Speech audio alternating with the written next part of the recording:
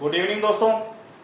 हम कल क्लास में अध्ययन कर रहे थे सेलों के संयोजन के बारे में, जो कि हमारा कंप्लीट हो गया था। और आज हम बात करेंगे किरचॉफ का नियम। किरचॉफ का नियम क्या होता है दोस्तों, इससे पहले बात करेंगे। इसके बारे में बात करने से पहले यदि दोस्तों आपने अभी तक मेरे चैनल को सब्सक्राइब नहीं किया है तो दोस्तों प्लीज सब्सक्राइब करें। और चलो हम बात करते हैं किरचॉफ के नियम के बारे में। तो दोस्तों किरचॉफ का नियम क्या होता है और इन नियमों का नाम किरचॉफ किस प्रकार से रखा। तो दोस्तों एक वैज्ञानिक था जिसने इन नियमों का प्रतिपादन किया, तो उसी के नाम के आधार पर इन नियमों का नाम किरचॉफ का नियम रख दिया।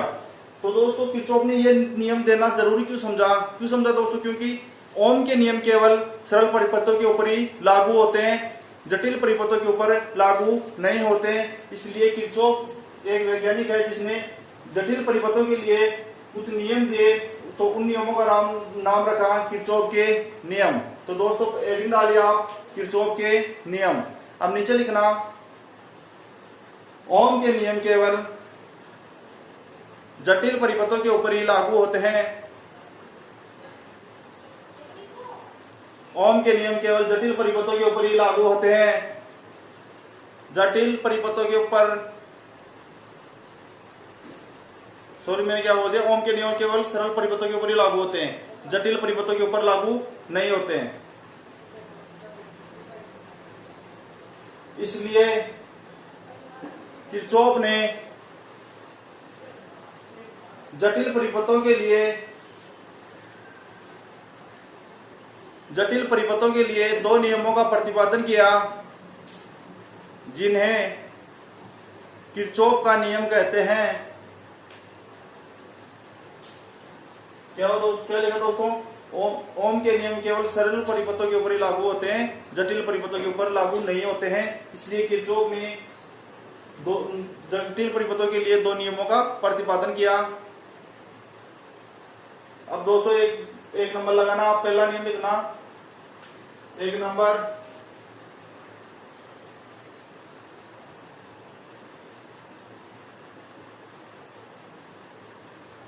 या तो इसको पहला नियम लिख सकते हो या फिर संधि का नियम लिख सकते हो। पहला नियम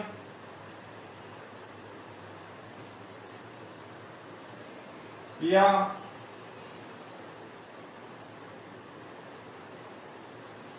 संधि का नियम।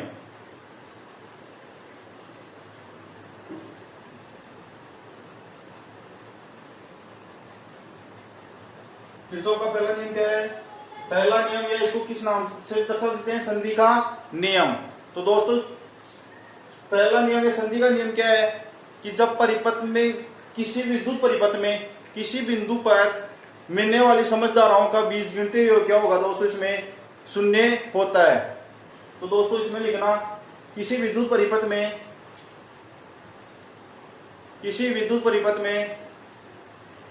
किसी संधि पर मिलने वाली समझदाराओं का बीजगणितीय योग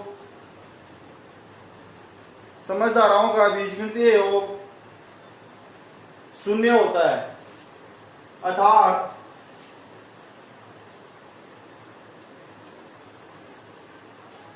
ये किसका चिन्ह है दोस्तों? योग का, समिशन बोलते हैं इसको योग का, योग के चिन्ह के माध्यम से भी दर्शाते हैं। Summation i equal to 0। सभी धाराओं का बीजगणितीय योग किसके इक्वल टू होता है दोस्तों? 0 के इक्वल टू होता है। अब नीचे लिखना दोस्तों,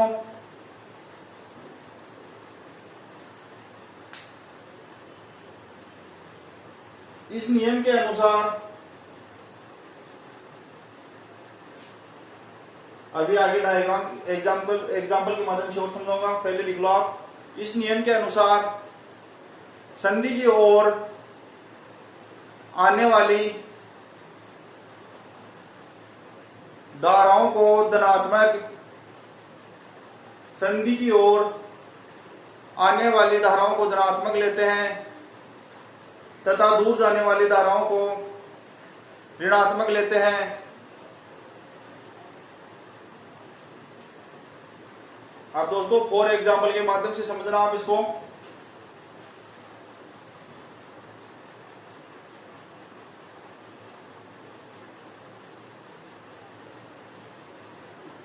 फॉर एग्जाम्पल जिस प्रकार से दोस्तों हम विद्युत परिपथ लेते हैं, 2 3 4 5 कितने भी लेते हैं, जैसे 5 परिपथ लेके देख लेते हैं हम, तो दोस्तों इसमें पहले डायग्राम बना के देख समझ लो। जैसे हम 5 परिपथ ले लिए,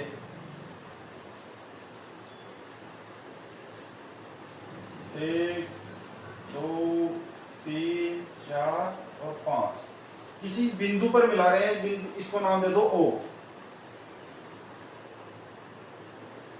ये सभी परिपथ किस बिंदु पर आके मिल रहे हैं दोस्तों, O बिंदु पर। इनमें धारा बह रही है, जैसे इसमें बह रही है I1, इसमें I2, किसकी ओर जा रही है धारा, इस बिंदु की ओर। अब जैसे इन परिपथों में बिंदु से दूर धारा बहा देते हैं, इसमें बिंदु से दूर धारा जा रही है I3, इसमें I4, इसमें I5। तो दोस्तों बिंदु की ओर आने वाली धारा धनात्मक तथा इससे दूर जाने वाली धारा ऋणात्मक होती है। तो इसमें पहले डायग्राम बना लो दोस्तों आप। ये जैसे तीर के चिन्हों से पता चलता है कि धारा किस तरफ आ रही है, बिंदु की ओर, और इससे क्या पता चलता है धारा किधर जा रही है, बिंदु से दूर जा रही है। पहले डायग्राम बनाओ, नीचे लिखना दोस्तों। माना 5 चालक परिपथ लिए, माना 5 चालक 1 2 3 4 5 चालक संधि O पर मिलते हैं, जिनमें क्रमशः I1 I2 I3 I4 I5 I1 I2 I3 I4 I5, जिनमें क्रमशः ये धाराएं I1 I2 I3 I4 I5 धाराएं बह रही हैं।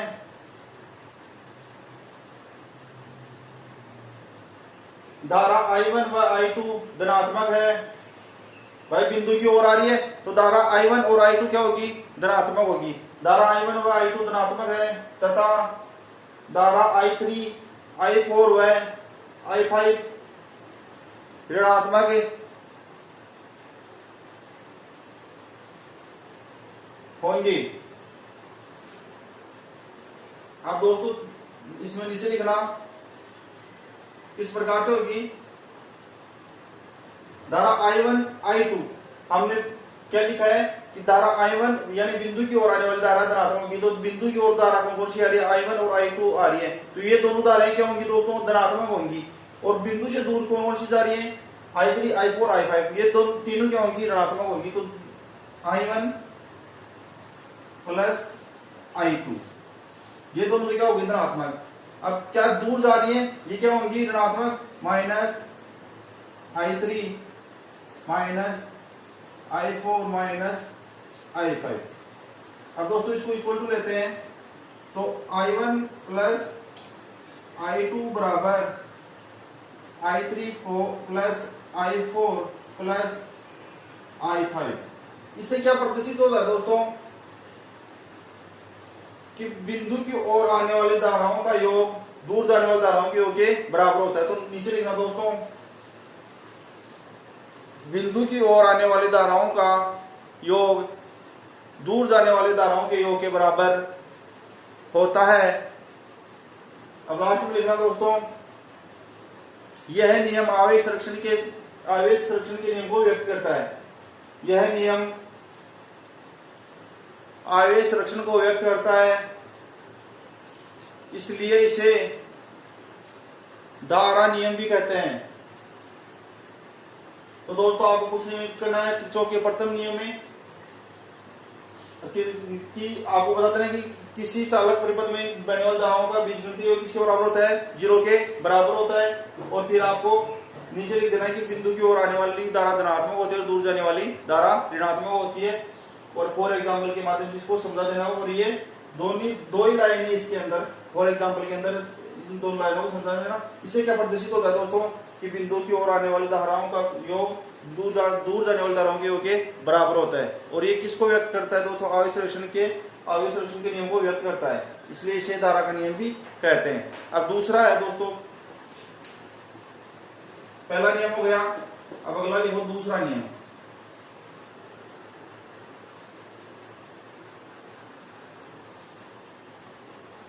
क्या कौन सा नियम? दूसरा नियम या पास का नियम?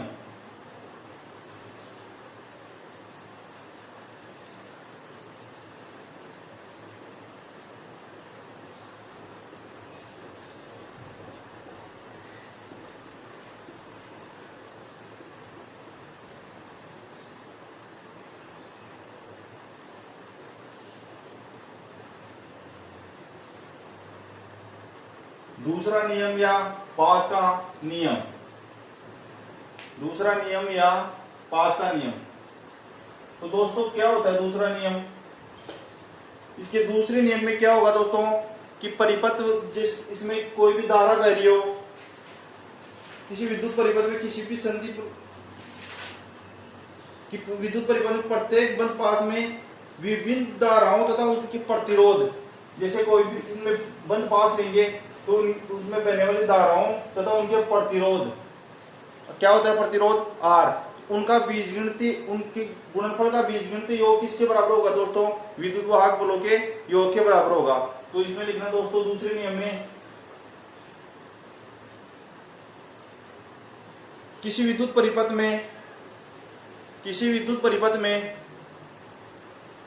प्रत्येक बंद पास में, किसी विद्युत परिपथ में प्रत्येक बंद पास में बहने वाली धाराओं तथा उसके संगत प्रतिरोधों के गुणनफल का बीजगणितीय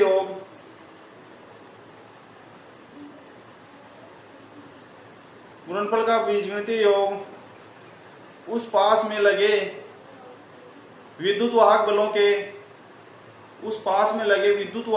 के बीजगणितीय योग के बराबर होता है।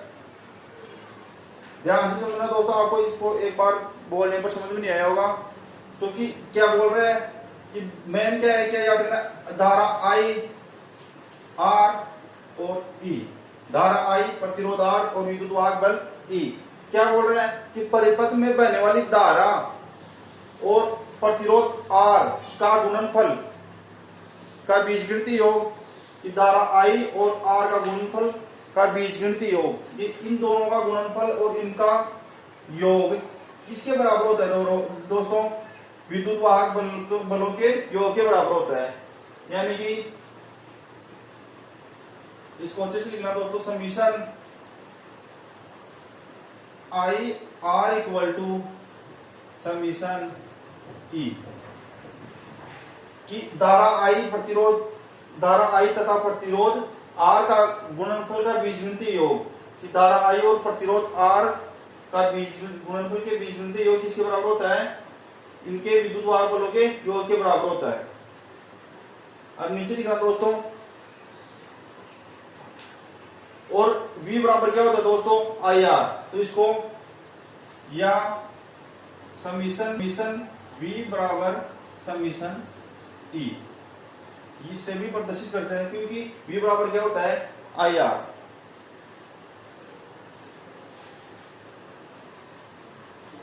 अब दोस्तों इसमें बंद पास लेते हैं हम, कि डायग्राम लेते हैं।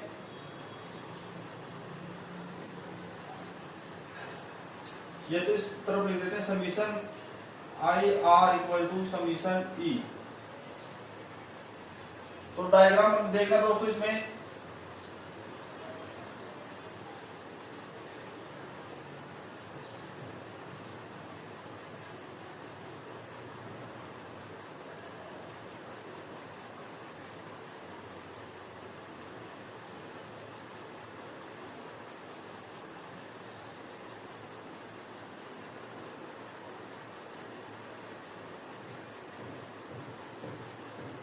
ये R1 प्रतिरोध ये R2, ये R3, ये विद्युत वाहक बल E1, ये E2 प्लस माइनस। इसमें धारा बह रही है दोस्तों I1, इसमें धारा बह रही है I2, और इसमें I1 प्लस I2, ये धाराएं बह रही है दोस्तों इसमें। अब हम बात करते हैं दोस्तों कि ये पास 1 है, ये पास 2 है, इनमें धारा किस प्रकार से बह रही है। धारा जब एक दूसरे के विपरीत आती है तो धनात्मक होगी या ऋणात्मक होगी, उनका जोड़ होगा या बाकी होगा, इस प्रकार से होगा।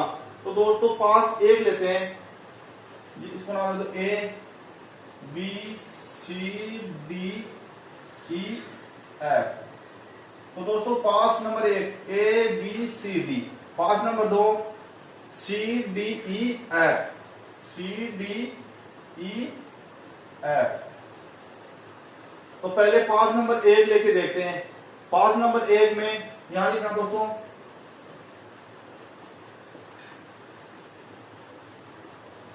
पास 1 में ये क्या बोल रहा है दोस्तों कि धारा I तथा प्रतिरोध R के गुणनफल का बीजगणितीय योग किसके बराबर होता है दोस्तों, विद्युत वाहक बल के योग के बराबर होता है।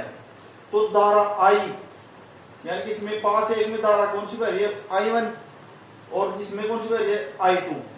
अब इनका योग करना है दोस्तों, करने को तो, लेकिन क्या होगा, माइनस होगा। क्यों होगा दोस्तों कि ये धारा I1 तो इधर से आ रही है और ये I2 किधर जा रही है, इधर जा रही है दोस्तों, किस तरफ, ऊपर की तरफ, और I1 किस तरह आ रही है, नीचे की तरफ। तो ये एक दूसरे के विपरीत आ रही है। तो ध्यान रखना दोस्तों, विपरीत आ रही हो धारा एक दूसरे के, तो वो क्या हो जाते हैं, घट जाती हैं। कि I1 I2 की तरफ आ रही हो और I2 I1 की तरफ जा रही हो, तो वो क्या हो जाती है दोस्तों, घट जाती हैं। तो क्या होगा इसमें I1 माइनस I2 होगा। अभी यदि ये धारा I2 इस तरफ न जाके इस तरफ आती, नीचे आती, तो क्या होता दोस्तों, जुड़ जाती। लेकिन ये क्या हो रही है, इसकी तरफ जा रही है, तो क्या होगी, माइनस होगी। तो दोस्तों नीचे लिखना I1 विद्युत वाहक बल क्या होगा दोस्तों, ये प्रतिरोध क्या होगा R1, I1 धारा और R1 प्रतिरोध। अब क्या होगी दोस्तों, माइनस I2 और R2। यही है दोस्तों। अभी आप बोलोगे सर आपने तो जो बीजगणितीय योग बता रहे थे, अभी तो योग बता रहे थे आप और अभी घटा रहे हो। क्यों घटा रहा हूं दोस्तों, क्योंकि पास नंबर 1 लिया हमने ए बी सी डी, तो इसमें देखना दोस्तों I1 धारा इस तरफ आ रही है, I2 इस तरफ जा रही है। तो ध्यान देना दोस्तों, जब दो धाराएं एक दूसरे के विपरीत आए तो हमेशा घटती हैं। तो यही मैंने यहाँ पर किया है कि I1 धारा आ रही है I2 की तरफ, तो इनका गुणन I1 धारा तथा प्रतिरोध R1 का गुणनफल माइनस I2 धारा तथा R2 प्रतिरोध का गुणनफल। अब क्या होगा दोस्तों, क्या होता है कि धारा I तथा प्रतिरोध का गुणनफल किसके इक्वल होता है, विद्युत वाहक बलों के योग के इक्वल होता है। तो विद्युत वाहक बल कौन, इसका क्या है E1। अब ये भी योग के बराबर होता है, लेकिन क्या होगा, माइनस होगा। वो मैंने बता दिया क्यों होगा, क्योंकि विपरीत आ रही है धारा ही, माइनस E2 हो गया हमारा। ये पास 1 में ले लिया, नीचे लिखा दोस्तों पास 2, पास 2 में, पास 2 कौन सा है दोस्तों, C D E F, C D E F. C D E F में देखना दोस्तों धारा I2 किस तरफ आ रही है, इस तरफ आ रही है। अभी आप बोलोगे सर अभी तो ऊपर लेके जा रहे थे धारा को, तो दोस्तों ध्यान देना कि अभी पास कौन सा ले रहे थे हम, ए बी सी डी, ये पास ले रहे थे। अभी कौन सा ले रहे हैं, ये पास। ऊपर वाला पास लेंगे तो धारा किस तरफ जाएगी, ऊपर की तरफ, और नीचे वाला पास लेंगे तो ये धारा I2 किस तरफ आएगी, नीचे की तरफ आएगी। तो पास नंबर 2 है सी डी ई एफ। इसमें देखते हैं दोस्तों धारा I2 किधर आ रही है, नीचे की तरफ, और ये धारा किस तरफ आ रही है, नीचे की तरफ। यानी कि दोनों धाराएं किस दिशा में, एक ही दिशा में, तो क्या हो जाएंगी दोस्तों, जुड़ जाएंगी। तो नीचे लिखना दोस्तों पास 2 में I2 R2 की धारा I2 प्रतिरोध R2 प्लस धाराएं I1 प्लस I2 तथा प्रतिरोध R3 इक्वल टू विद्युत वाहक बल एक कौन सा होगा दोस्तों, एक E2, विद्युत वाहक बल E2। यह हो गया दोस्तों, आपको यह हो गया आपका किरचॉफ का दूसरा नियम। इसमें नीचे लिखना आप, यह नियम ऊर्जा संरक्षण को व्यक्त करता है, इसलिए इसे वोल्टा नियम भी कहते हैं, इसलिए इसे वोल्टा नियम भी कहते हैं। तो दोस्तों आपके किरचॉफ के दोनों नियम हो गए। इस नियम में क्या करोगे आप, दूसरे नियम में कि परिपथ में बहने वाली धारा तथा प्रतिरोध R का गुणनफल का योग किसके बराबर होता है, विद्युत वाहक बलों के योग के बराबर होता है। यानी कि धारा I तथा R का योग किसके बराबर होगा, विद्युत वाहक बल E के योग के बराबर होगा।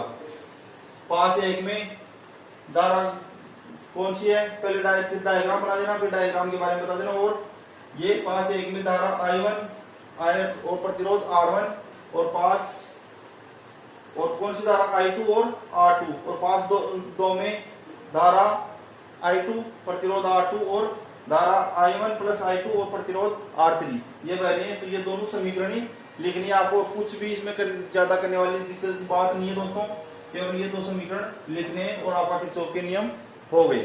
और बाकी अगली क्लास में।